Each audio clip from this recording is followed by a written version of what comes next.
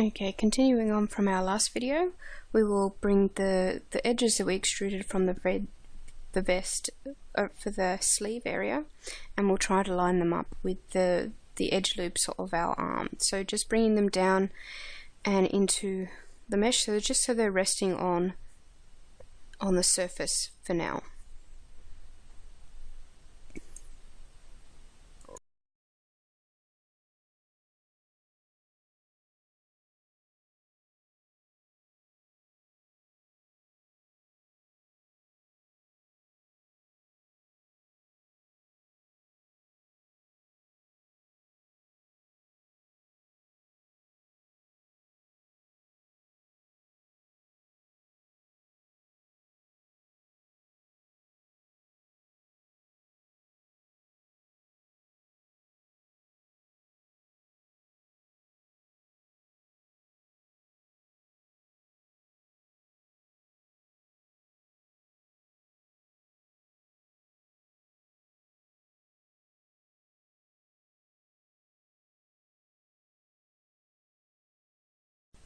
So once those are in line, we can go in with our snap tool and start to snap the arm to the vest.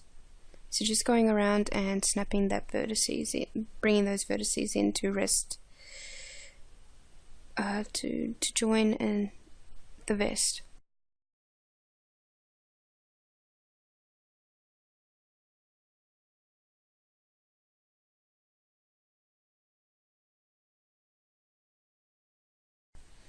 With that complete, we can select our other arm. So using the element, just select the arm and we'll detach this one, detach the one that we've already joined or prepared to join.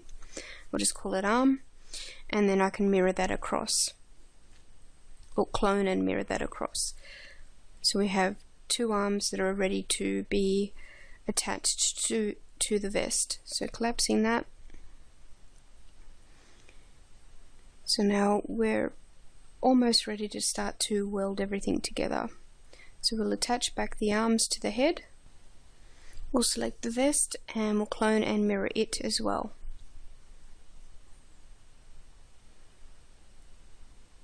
Attaching the two halves and welding them together.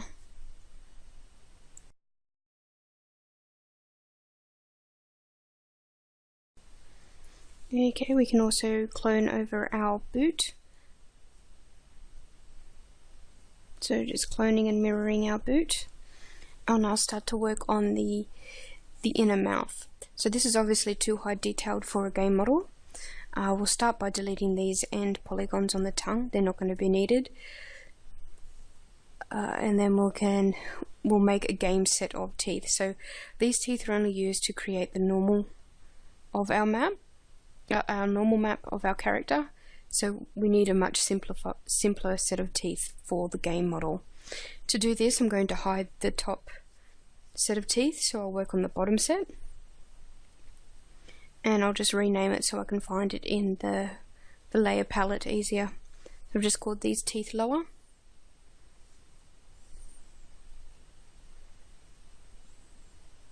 I'll hide everything else, so I can focus on the teeth themselves. Then I'm going to start by creating a plane. So just a simple plane with no segments along the height or the width, and I'm zeroing that out in the X and bringing it up to rest on top of the teeth.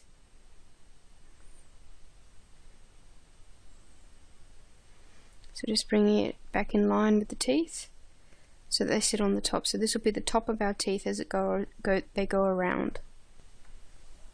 So with that in position, I'll go into vertex mode after adding the editable poly, and I'll start to shape it a little bit. So I want to only work on half as well. So I'll bring these vertices back in on the X, 0 on the X, and extrude around the top of the teeth here. Okay, just manipulating the vertices and edges so that they follow the shape all the way around.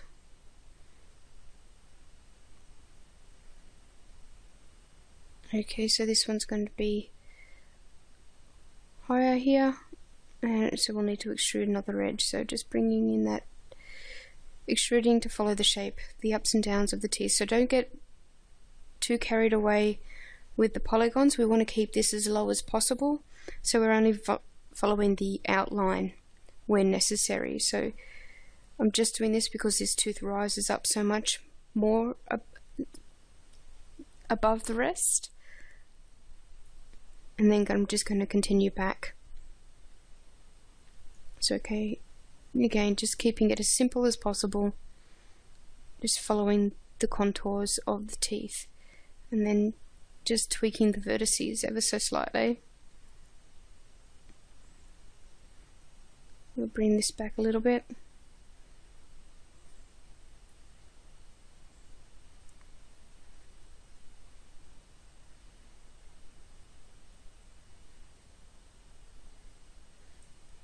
So just shaping the top of the teeth. Once that's done, I'm going to grab the edges and extrude down.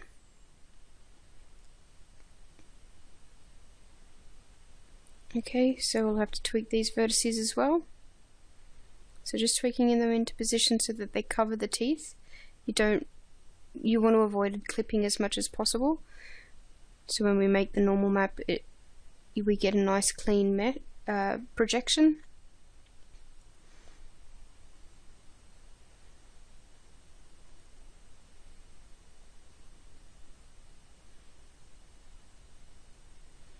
But again, keeping the poly count as low as possible.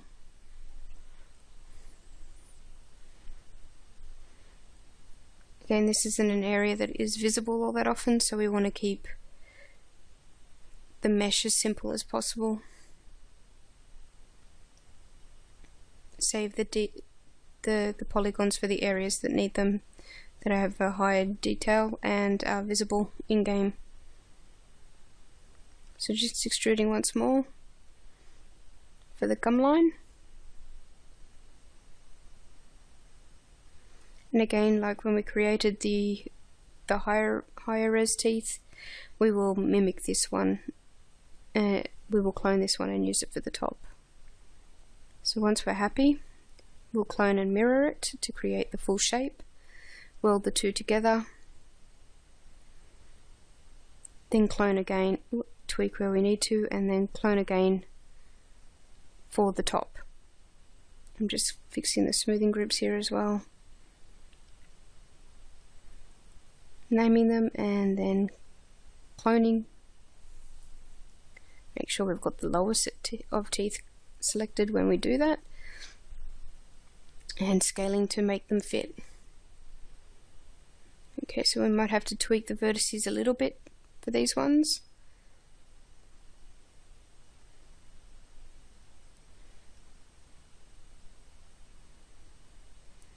So just tweaking them to match.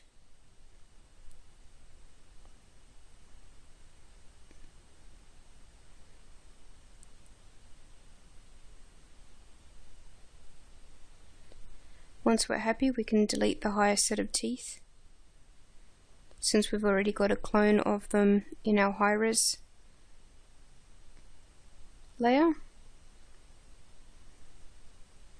You won't need these ones anymore.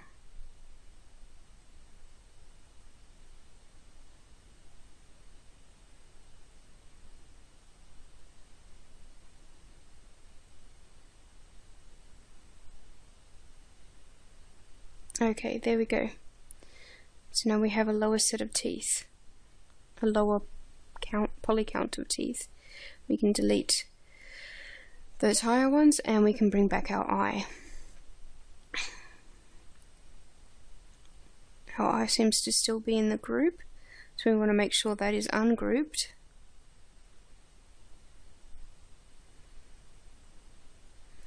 And that we have no turbo smooths attached.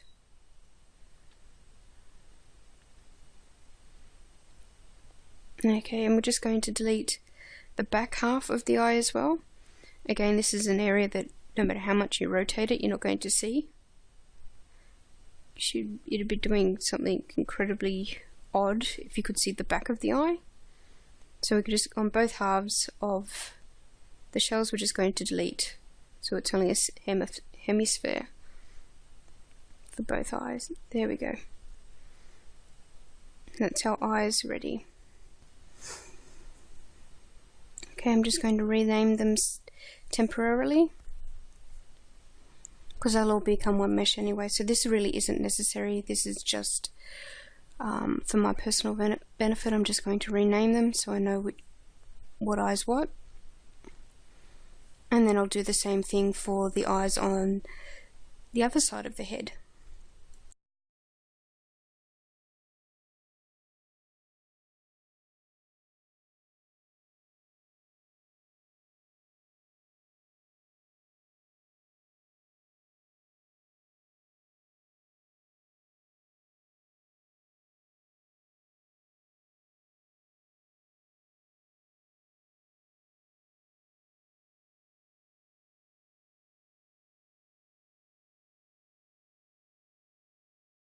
Okay, so now I'm going to bring back all of my mesh, all of the game mesh that I'm going to use, and make sure that, again, there's no more turbo smooths attached, so just getting rid of those from the hair. Somehow I missed those.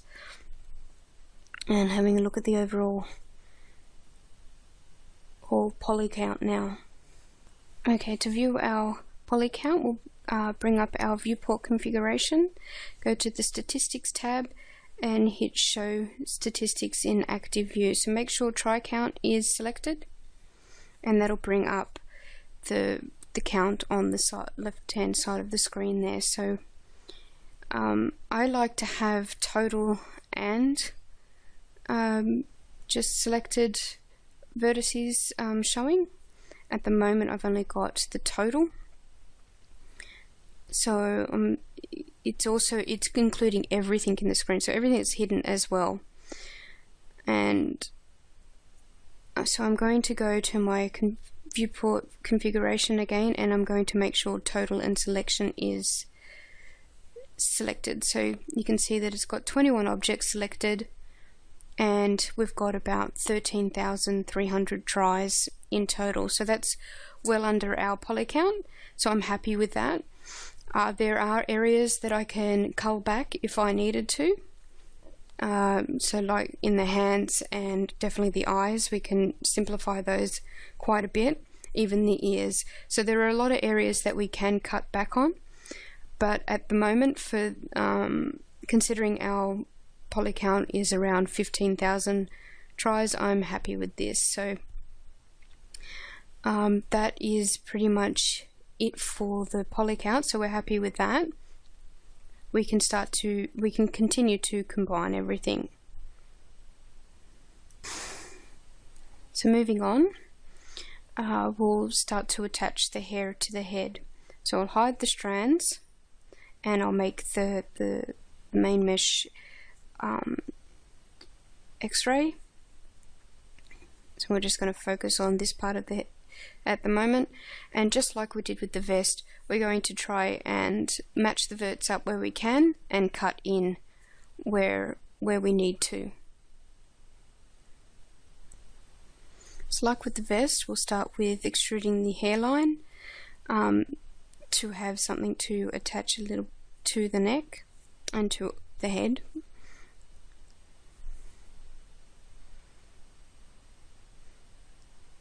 So just selecting around these areas here and extruding. Since the front of the hairline is already quite deep into the mesh, we won't need to extrude there. And then we'll just match these up as best we can to the surface of our current head.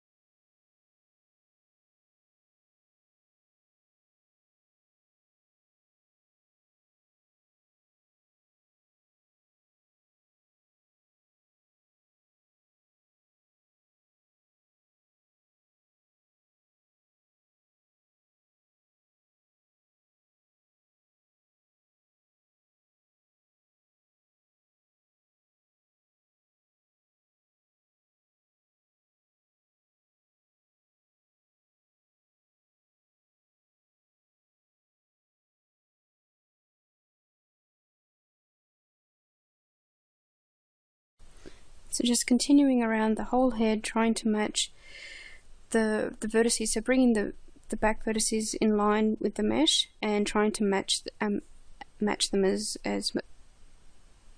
often as we can to the existing edge loops of the head.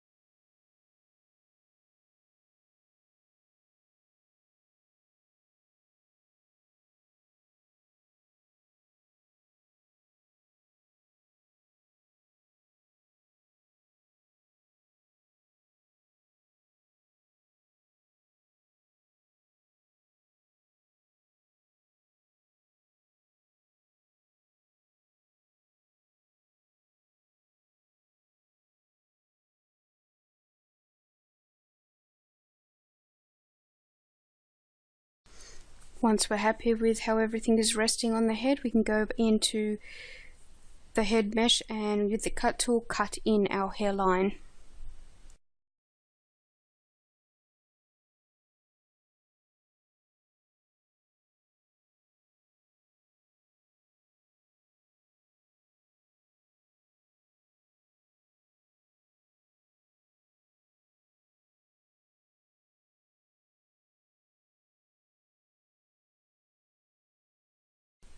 Once the hairline is complete, we can go in and delete the hidden polys. So we'll need to cut in a bit more there, but we'll select all the excess polys and we can delete them since they won't be seen underneath the hair.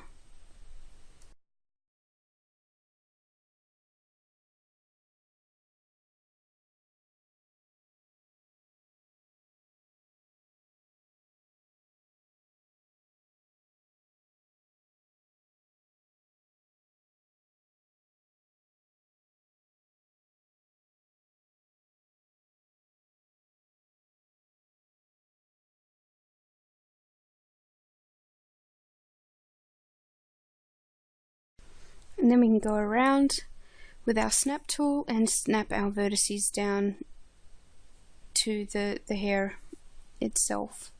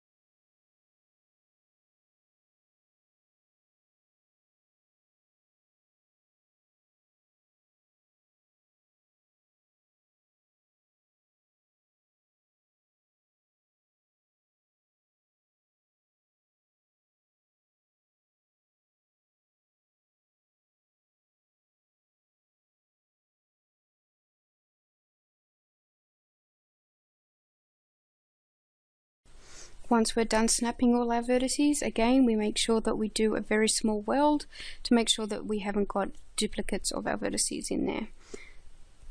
So getting rid of everything. And then we can do some small cleanup to make sure that our mesh is still looking pretty good. So where we can get rid of any excess vertices as well, and excess polys.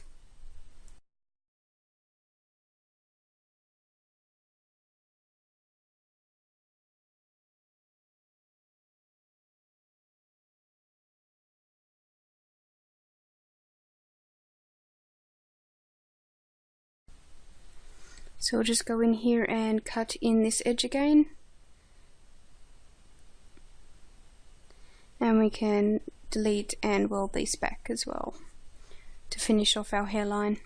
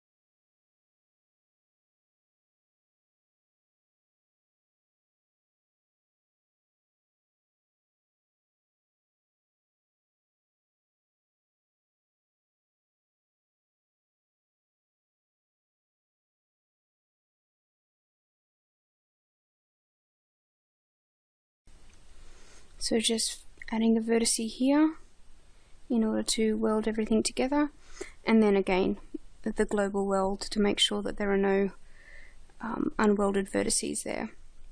And so again we'll do that with the head as well, since we snap some of those together, making sure obviously that we do use a very small threshold so not to weld our lips together. And there we go, our poly count has dropped again since we've deleted all those extra faces, and she is now ready for mapping. So we won't weld her together yet, but we'll start to map her now.